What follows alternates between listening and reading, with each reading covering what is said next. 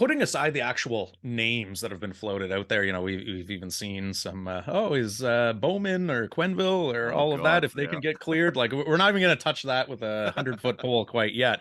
But if we're to remove the name factor and just focus on the role as far as what is it they need to do, whoever this GM is, on day one, what are the top couple of things that they need to come in and address right away to, number one, enamor themselves to the fan base, and number two, make some actual tangible changes to the roster so that the on-ice product can go deeper than the second round of the playoffs?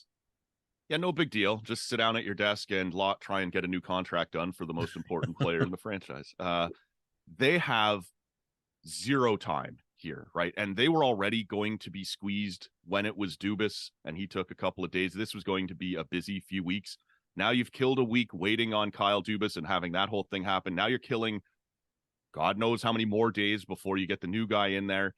And then he has to sit down and he has to make decisions on Austin Matthews, Mitch Marner, and William Nylander by July 1st. Because one of the things that is really boxing them in here is the fact that not only can Matthews and Nylander negotiate or sign new deals on July 1st, Matthews has a no-move clause that kicks in on July 1st, as does Mitch Marner, and William Nylander gets a limited no trade.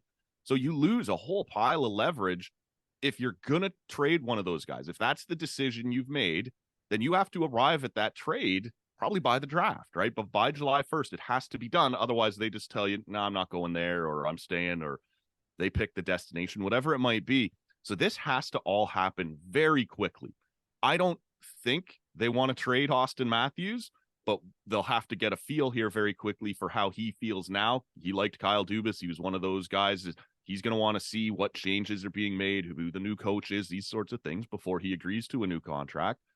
I do think a trade for Marner or Nylander is possible.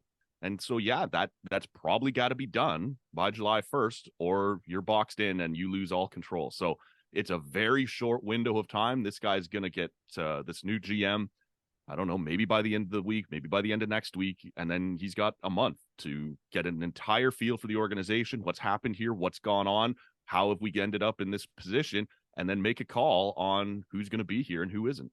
It's going to be unbelievably fast. Like, this is going to be a fascinating month.